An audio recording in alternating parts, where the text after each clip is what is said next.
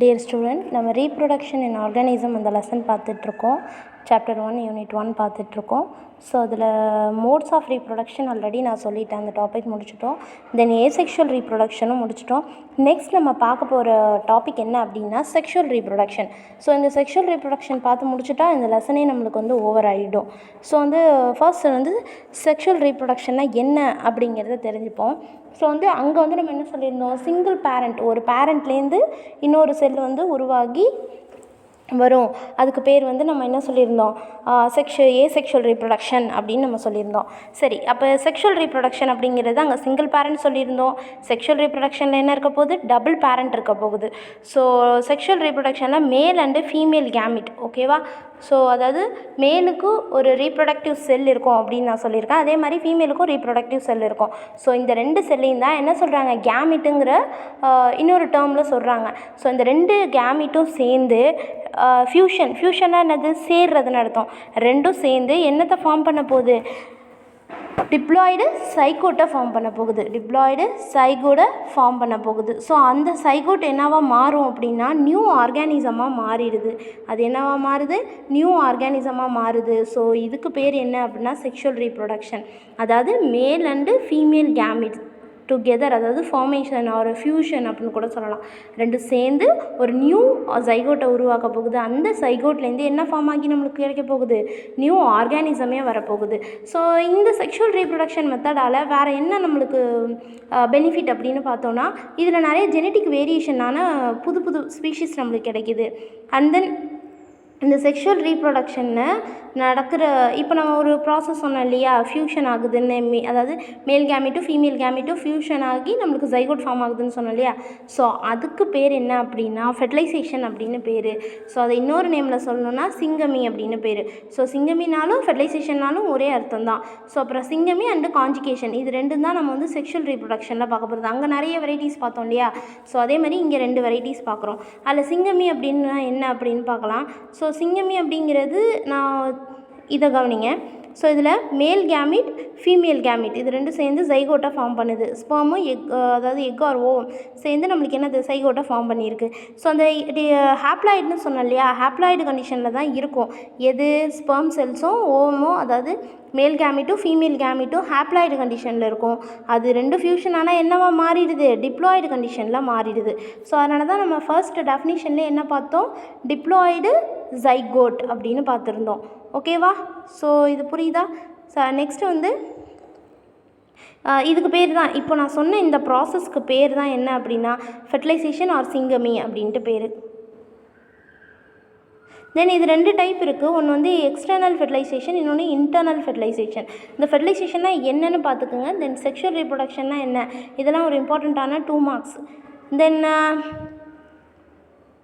Fertilisation 2 type சொல்லியிருந்தேன் இல்லையா. So அதில் வந்து எக்ஸ்டர்னல் ஃபெர்டிலைசேஷன் அப்படின்னா இதை மேல் கேமிட்டும் ஃபீமேல் கேமிட்டும் சேருதுன்னு சொன்னோம் இல்லையா, ஃபியூஷன் ஆகுதுன்னு சொன்னோம் இல்லையா. அது எங்கே நடக்கும்னா வெளில நடக்கும். அதாவது அதோட பாடிக்குள்ளே நடக்காது, வெளில நடக்கும். அது வந்து ஒரு மீடியமாக இருக்கலாம். மீடியம் அப்படின்னா அது இருக்கிறதுக்கான இடம் அப்படின்னு கூட வச்சுக்கலாம். ஸோ வாட்டரில் நடக்குது. அதாவது மேல் அண்டு ஃபீமேல் கேமிட் வந்து ஃபியூஷன் ஆகிறது அவுட் சைடில் நடந்துச்சுன்னா, பாடிக்குள்ளே இல்லாமல், ஃபீமேல் பாடிக்குள்ளே இல்லாமல் வெளில ஒரு வாட்டர் மீடியத்தில் நடந்ததுன்னா அதுக்கு பேர் எக்ஸ்டர்னல் ஃபெர்டிலைசேஷன்.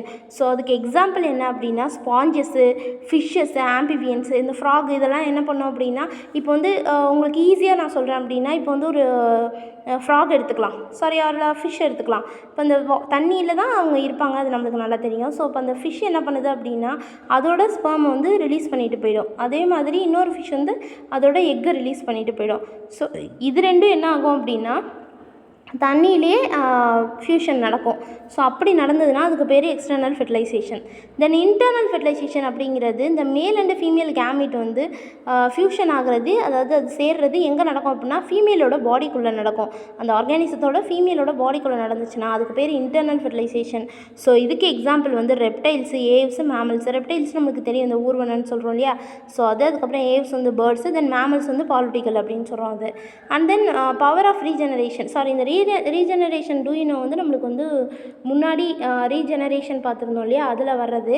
ஸோ அது என்ன அப்படின்னா இந்த ஸ்பாஞ்சின்னு ஒன்று அனிமல் சொல்லியிருந்தேன் இல்லையா, போரிஃபெரா குரூப்பு. ஸோ அவங்க என்ன பண்ணுவாங்க, அந்த ஸ்பாஞ்சஸ் என்ன பண்ணுறாங்க அப்படின்னா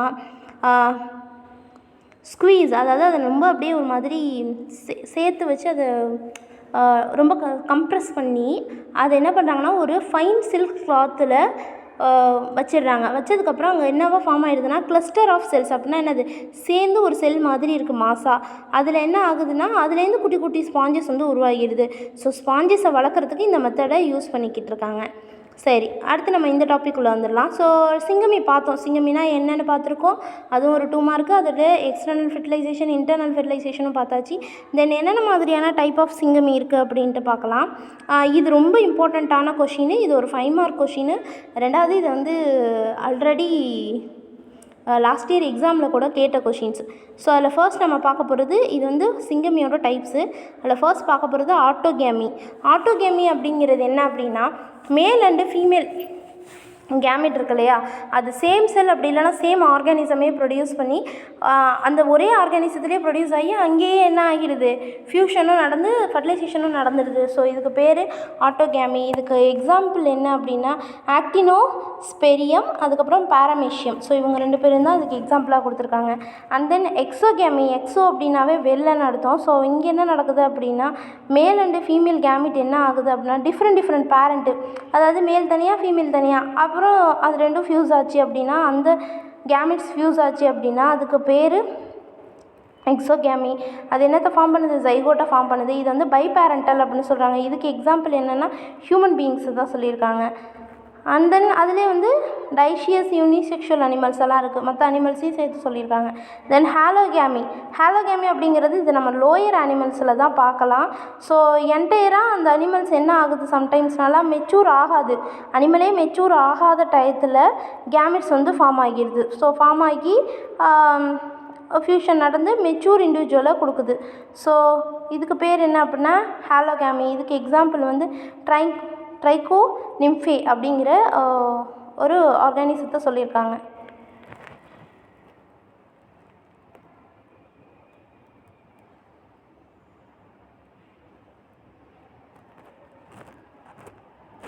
தென் பீடோகேமி. ஸோ பீடோகேமி அப்படிங்கிறது யங் இண்டிவிஜுவல், ரொம்ப சின்ன யங் இண்டிவிஜுவலாக என்ன பண்ணுது அப்படின்னா sexual union, that means fusion நடந்து ஒரு அடல்ட் பேரண்ட் மாதிரி நடந்து அங்கே மைட்டாசிஸ் மூலயமா அது ப்ரொடியூஸ் பண்ணுது. அதுக்கு பேர் என்ன அப்படின்னா பீடோகேமி. இதுக்கு எக்ஸாம்பிள் வந்து ஆக்டினோஃபைரஸ் அப்படின்ட்டு பேர். அடுத்து மீரோகேமி. இது என்ன நடக்குதுன்னா ரொம்ப சின்ன ஸ்மால் சைஸில் மார்ஃபலாஜிக்கலாகவும் சைஸ்லேயும் ரொம்ப சின்ன சைஸராக இருக்கும். அது என்ன பண்ணுது அப்படின்னா டிஃப்ரெண்ட் கேமிட்ஸை ப்ரொடியூஸ் பண்ணுது. ஸோ இதுக்கு வந்து மீரோகேமிட்ஸ் அப்படின்னு இன்னொரு பேர் இருக்குது. இதுக்கு எக்ஸாம்பிள் வந்து புரோட்டோசோவா. தென் ஐசோகேமி. ஐசோனா சேம். அப்போ இந்த ஃபியூஷன் எப்படி நடக்கும்னா அந்த கேமிட்டு மார்ஃபலாஜிக்கலும் ஃபிசியலாஜிக்கலும் பார்க்க ஒரே மாதிரியே இருக்கும். ஐசோனாவே சேம்னு அர்த்தம். ஸோ ஒரே மாதிரியாகவே இருக்கும். ஸோ அதுக்கப்புறம் அதில் ஃபெர்டிலைசேஷன் நடந்து நம்மளுக்கு வந்து என்ன ப்ரொடியூஸ் ஆக போகுது, ஜைகோட் ப்ரொடியூஸ் ஆக போகுது. ஸோ அதுக்கு என்ன பேர் அப்படின்னா ஐசோகேமின்னு பேர். ஸோ இதுக்கு எக்ஸாம்பிள் வந்து மோனோசைட்டஸ் அப்படின்ற பேர். அடுத்து அனிசோகேமி. ஸோ அனிசோகேமி அப்படிங்கிறது டிஸ்சிமிலர், அதாவது பார்க்குறதுக்கு ஒரே மாதிரியாகவே இருக்காது, மாறி மாறி இருக்கும். அப்படி மாறி மாறி இருந்தால் அந்த கேமிட் ஃபியூஷன் நடந்ததுன்னா அது அனிசோகேமின்னு சொல்ல போகிறோம். இது வந்து க்ரீக் வேர்டு. ஸோ இதில் வந்து ஆன் அப்படின்னா வித்தவுட், ஐசோனா ஈக்குவலாக இருக்குது, தென் கேம்னா மேரேஜ் அப்படின்ட்டு அர்த்தம். ஸோ இதை வந்து நம்ம அனிமல்ஸ் ஹையர் அனிமல்ஸ்லேயும் பார்க்கலாம். ஸோ அதுக்கு பேர் என்னென்னா கஸ்டமரி அப்படின்னு சொல்கிறாங்க. ஸோ இந்த டேர்ம் வந்து யூஸ் பண்ணிக்கிட்டு இருக்காங்க. அதில் அனிசோகேமி ஆர் சிங்கமி அப்படின்னு சொல்கிறோம். அண்ட் தென் ஹையர் வெர்டிபிரேட்ஸில் எல்லா வெர்டிபிரேட்ஸ்லையும் இதை நம்ம பார்க்கலாம். தென் காஞ்சுகேஷன் பார்க்கலாம். ஸோ காஞ்சுகேஷன் அப்படிங்கிறது டெம்ப்ரவரி யூனியன். டெம்ப்ரவரினா ஒரு பர்டிகுலர் டயத்தில் மட்டும் நடக்குது 2 இண்டிவிஜுவலுக்கு சேம் ஸ்பீஷீஸில். அதுக்கப்புறம்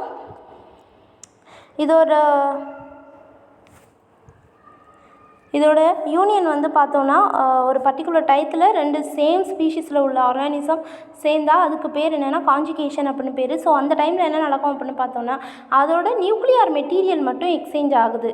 எக்ஸ்சேஞ்ச் ஆனதுக்கு அப்புறம் சில நியூக்ளியர் மெட்டீரியல் வந்து செப்பரேட்டாகவும் ஆகுது. ஸோ இந்த காஞ்சுகேஷனை நம்ம எதில் பார்க்கலாம் அப்படின்னா பாரமீஷியத்தில் பார்க்கலாம். ஸோ அதுக்கப்புறம் வார்டிசெல்லா, அதுக்கப்புறம் பாக்டீரியா, ப்ரோகேரியாட்டிக் பாக்டீரியாஸில் பார்க்கலாம்.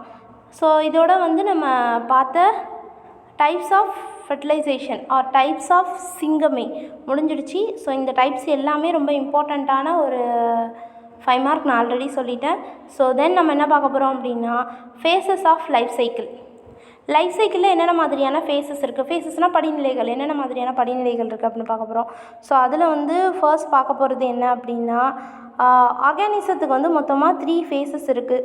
எல்லா ஆர்கானிசத்துக்குமே மொத்தமாக 3 ஃபேஸஸ் இருக்குது. ஜுவனைல் ஃபேஸ், அதுக்கப்புறம் வந்து ரீப்ரொடக்டிவ், தென் சென்சென்ட் அப்படின்ட்டு. So juvenile phase or vegetative phase அப்படிங்கிறது ஒரு ஆர்கானிசம் பிறந்ததுலேருந்து அதோட பர்த்லேருந்து அது க்ரோ அப் ஆகிட்டு போயிட்டு அதோட ரீப்ரொடக்டிவ் மெச்சூரிட்டி ஆகிறதுக்கு பேர் என்னென்னா ஜுவனைல் ஃபேஸ் அப்படின்ட்டு பேர். அதுக்கப்புறம் reproductive phase or maturity phase அப்படின்னா என்னென்னு பார்க்கலாம். அதில் ரெண்டாவது ஃபேஸ் பார்க்க போகிறோம். ஸோ இது என்ன அப்படின்னா அந்த ஆர்கானிசம் வளர்ந்துடுச்சு, நெக்ஸ்ட் ஸ்டெப் அதோட வேலை என்ன தான், ரீப்ரொடக்ஷன் பண்ணணும். ஸோ அது மெச்சூர்ட் ஆகிட்டு ரீப்ரொடக்ஷன் பண்ணி அது ஒரு ஆஃப்ஸ்ப்ரிங்ஸை ப்ரொடியூஸ் பண்ண போகுது. அதுக்கு பேர் என்ன அப்படின்னு வந்து பார்த்தோன்னா ரீப்ரொடக்டிவ் ஃபேஸ் அப்படின்ட்டு பேர். ஸோ இதில் 2 டைப்ஸ் இருக்குது, ஒன்று சீசனல், இன்னொன்று கண்டினியூஸ். சீசனல் ப்ரீடர்ஸ் அப்படிங்கிறது நம்மளுக்கு தெரியும், சில அனிமல் வந்து சீசனில் மட்டும்தான் ப்ரீட் பண்ணும். ப்ரீடிங் அப்படின்னா ரீப்ரொடக்ஷன், அப்போ தான் அதோட யங் ஒன்ஸை ரிலீஸ் பண்ணுது. ஸோ இது வந்து இயர் கணக்கிலலாம் இருக்குது. எதுனா சில frogs, lizards, most of the birds, deers நம்ம வந்து இப்போ நியூஸில் பார்க்கும்போது சொல்லுவாங்கள்ல, வேடந்தாங்களுக்கு இப்போ தான் பேர்ட்ஸ் வந்து இந்த சீசனுக்கு வந்திருக்கு அப்படின்னுட்டு. ஸோ எதுக்காக அது இந்த சீசனுக்கு வருது, மெயின் பர்பஸ் வந்து ப்ரீடிங்காக தான் வருது. ஸோ வந்து வெளியூர்லேருந்துலாம் நம்ம ஊருக்கு வருது சில பேர்ட்ஸ், அதுமாதிரி நம்ம ஊரில் உள்ள பேர்ட்ஸ் வந்து வெளியூருக்கும் போகும். ஸோ போயிட்டு அது அங்கே ரீப்ரொடக்ஷன் பண்ணிவிட்டு அதோட யங் ஒன்ஸை வளர வச்சு திருப்பி அதோட நாட்டுக்கு கூட்டிகிட்டு வந்துடும், அதாவது அதோட இடத்துக்கு கூட்டிகிட்டு வந்துடுது. ஸோ அதனால் அது சீசனல் ப்ரீடர்ஸ் அப்படின்னு சொல்கிறோம். அண்ட் தென் கண்டினியூஸ் ப்ரீடர்ஸ் அப்படிங்கிறது இது இயர் ஃபுல்லாக கண்டினியூஸாக ப்ரீட் பண்ணிக்கிட்டே இருக்கும். ஹனிபீஸு, பவுட்ரினா கோழி, ரேபிட்டு. ஸோ இதெல்லாம் அதுக்கு சீசனே கிடையாது, அந்த இயர் ஃபுல்லாகவே அது வாழ்நாள் ஃபுல்லாகவே அது ரீப்ரொடக்ஷன் பண்ணிக்கிட்டே தான் இருக்கும். சென்சென்ட் அப்படிங்கிறது என்ன அப்படின்னா ரீப்ரொடக்டிவ் ஃபேஸ் இருக்கு இல்லையா, அது வந்து ரீஜெனரேஷன் ஆகிறது. ஸோ அது ஃபங்க்ஷனலாகவும் ஸ்ட்ரக்சராகவும் அது வந்து அந்த பாடியிலேருந்து அதால் it cannot able to reproduction, அதால் என்ன பண்ண முடியாது, ரீப்ரொடக்ஷன் பண்ண முடியாத ஒரு ஸ்டேஜ் வந்துச்சுன்னா அதை சென்சென்ட் ஃபேஸ் அப்படின்ட்டு சொல்கிறோம். ஸோ நெக்ஸ்ட் டாபிக் வந்து பார்த்தினோஜெனிசிஸ். ரொம்ப இம்பார்ட்டண்ட்டான கொஷின்ஸ் இதுவும். 2 மார்க்லேயும் சரி, 3 மார்க்லேயும் சரி, 5 மார்க்லேயும் சரி. பார்த்தினோ அப்படின்னா வெர்ஜின் அப்படின்னு சொல்கிறோம், ஜெனிசிஸ்னால் ப்ரொடியூஸ். சரி, இதில் என்ன ப்ராசஸ் இருக்குது, இப்போ இது வரைக்கும் நம்ம பார்த்தது எல்லாமே செக்ஷுவல் ரீப்ரொடக்ஷன்னா என்னென்னு சொல்லியிருந்தேன், மேல் கேமிட், ஃபீமேல் கேமிட், இது ரெண்டும் சேர்ந்து ஜைகோட்டை ஃபார்ம் பண்ணால் அதுக்கு பேர் செக்ஷுவல் ரீப்ரொடக்ஷன்னு சொல்லியிருந்தேன். அதே ஒரு ஆர்கானிசம் வந்து அதோட பாடியிலேருந்தே ஒரு பேரண்ட்டாக இருந்து அதுவாகவே இன்னொரு உயிரினத்தை உருவாக்குனா அதுக்கு பேர் என்ன சொல்லியிருந்தேன், ஏசெக்ஷுவல் ரீப்ரொடக்ஷன் சொல்லியிருந்தோம். ஸோ இந்த டாபிக் என்டையராக டிஃப்ரெண்ட்டாக இருக்கும். ஸோ என்ன அப்படின்னா எக்கு டெவலப்மெண்ட் ஆகி அந்த எக்கில் ஃபெர்டிலைசேஷனே நடக்காமல், அதாவது ஒரு எக்கு வந்து ஒரு உயிரினத்தை உருவாக்கணும் அப்படின்னா கண்டிப்பாக அதுக்குள்ளே மேல் கேமிட் போயே ஆகணும், அதாவது ஸ்பெர்ம் போயே ஆகணும். ஸோ அப்படி போகாமலே வெறும் எக்கு மட்டும் என்ன பண்ண போகுது, ஒரு இண்டிவிஜுவலை உருவாக்க போகுது. ஸோ இதுக்கு பேர் என்ன அப்படின்னா பார்த்தினோஜெனிசிஸ் அப்படின்னு சொல்கிறாங்க. ஸோ இதை ஃபர்ஸ்ட் டைம் யார் டிஸ்கவர் பண்ணாங்கன்னா சார்லஸ் பொன்னட் அப்படிங்கிறவர் 1745 இதை எக்ஸ்பெரிமெண்ட் பண்ணி பார்த்துருக்காங்க. ஸோ பார்த்தினோஜெனிசிஸ் அப்படிங்கிறது 2 டைப் இருக்குது, ஒன்று நேச்சுரல் பார்த்தினோஜெனிசிஸ், இன்னொன்று ஆர்டிஃபிஷியல் பார்த்தினோஜெனிசிஸ். இன்னும் சில அனிமல்ஸில் இதை வந்து நம்ம ரெகுலராகவும் பார்க்கலாம், இல்லைனா கான்ஸ்டண்ட்டாகவும் பார்க்கலாம், இல்லை நேச்சுரலாகவே அதோட லைஃப் சைக்கிளில் இதை நம்ம பார்க்கலாம். ஸோ இது வந்து நேச்சுரல் பார்த்தினோஜெனிசிஸ் அப்படின்னு சொல்கிறோம். ஸோ நேச்சுரல் பார்த்தினோஜெனிசிஸில் சில டைப்ஸ் எல்லாம் இருக்குது. ஃபர்ஸ்ட் டைப் என்னென்னா ஆர்கினோடோக்கி. ஸோ இந்த டைப் என்ன அப்படின்னா ஒன்லி மேல்ஸ் மட்டும் என்ன பண்ணோம் அப்படின்னா பார்த்தினோஜெனிசிஸ் பண்ணுது. ஸோ இதுக்கு வந்து ஏப்ஸ், அதாவது ஹனிபியே எக்ஸாம்பிளாக சொல்லியிருக்காங்க. அதுக்கடுத்து தைலி டோக்கி. ஸோ இது என்ன அப்படின்னா ஒன்லி ஃபீமேல்ஸ் மட்டும் என்ன பண்ணுது அப்படின்னா இந்த டைப்பில் இருக்கிறாங்க, பார்த்தினோஜெனிசிஸ் பண்ணுது. பார்த்தினோஜெனிசிஸ் மூலமா ப்ரொடியூஸ் ஆகுது, அந்த ஃபீமேல்ஸ் மட்டும் ப்ரொடியூஸ் ஆகுது. அதுக்கு எக்ஸாம்பிள் வந்து சொலனோபியா அப்படிங்கிற ஆர்கானிசம். அடுத்து ஆம்ஃபிடோக்கி அப்படிங்கிறது பார்த்தினோஜெனட்டிக் எக்கு என்ன பண்ணுது அப்படின்னா டெவலப் ஆகிட்டு அதுலேருந்து எந்த செக்ஸ் வேணாலும், அதாவது மேலாகவும் வரலாம், அது ஃபீமேலாகவும் டெவலப் ஆகி வரலாம். இது வந்து எபிஸ் குளாப்சி அதில் வந்து உருவாகியிருக்கு. அடுத்து நேச்சுரல் பார்த்தினோஜெனிசிஸ் பார்க்கலாம். ஸோ அந்த நேச்சுரல் பார்த்தினோஜெனிசிஸில் 2 டைப்ஸ் இருக்குது, ஒன்று வந்து கம்ப்ளீட், இன்னொன்று இன்கம்ப்ளீட். இந்த கம்ப்ளீட் பார்த்தினோஜெனிசிஸ் அப்படிங்கிறது என்ன அப்படின்னா it is only form of சில அனிமல்ஸில் பை பேரண்ட்டாக, அதாவது மேலும் ஃபீமேலும் முழுமையாக அதோட கேமிட்லேருந்து ஒரு இண்டிவிஜுவல் ப்ரொடியூஸ் ஆச்சு அப்படின்னா அதுக்கு பேர் கம்ப்ளீட் பார்த்தினோஜெனிசிஸ் அப்படின்ட்டு பேர். பை பேரண்டல் செக்ஷுவல் ரீப்ரொடக்ஷனாக இருக்குது. தட் மீன்ஸ் என்னென்னா அதில் மேல் ஆர்கானிசம் வந்து என்ன பண்ணுது அப்படின்னா இண்டிவிஜுவலை ரெப்ரசன்ட் பண்ணி ஃபீமேல்ஸ் மட்டும், அதாவது மேலே இல்லாமல் ஃபீமேல் மட்டும் எக்கை ப்ரொடியூஸ் பண்ணி அந்த எக்கு வந்து என்னவாக மாறப்போகுது, ஒரு உயிரினமாக மாறப்போகுது. ஸோ அதுக்கு பேர் கம்ப்ளீட் பார்த்தினோஜெனிசிஸ். இன்கம்ப்ளீட் பார்த்தினோஜெனிசிஸ் அப்படிங்கிறது இன்னும் சில அனிமல்ஸ் என்ன பண்ணுது அப்படின்னா செக்ஷுவல் ரீப்ரொடக்ஷன் அதுக்கப்புறம் பார்த்தினோஜெனிசிஸ் ரெண்டுமே நடக்குது அதோட பாடியில். ஸோ இதுக்கு எக்ஸாம்பிள் வந்து honeybees, then fertilized eggs, queen, worker, drone. இது வந்து நம்ம இதில் ஹனிபீஸில் இதை நல்லாவே நம்ம பார்க்கலாம். ஸோ ஒரு எக்கு வந்து முழுமையாக ஜைகோட்டாக ஃபார்ம் ஆகி இருந்துச்சு அப்படின்னா அது வந்து என்னவா ஃபார்ம் ஆகுது, ஹனிபீயாக ஃபார்ம் ஆகுது. ஸோ அதே வந்து அந்த குயினு, ஒர்க்கரும் அதில் ஃபார்ம் ஆகுவாங்க. அதாவது மேலும் ஃபீமேலும் சேர்ந்து அதுலேருந்து வந்த எக்கு ப்ராப்பராக ஃபார்ம் ஆன ஜைகோட்டு வந்துச்சு அப்படின்னா அதுலேருந்து யார் யார் வரப்போகிறாங்க, குயினும் ஒர்க்கரும் வரப்போகிறாங்க.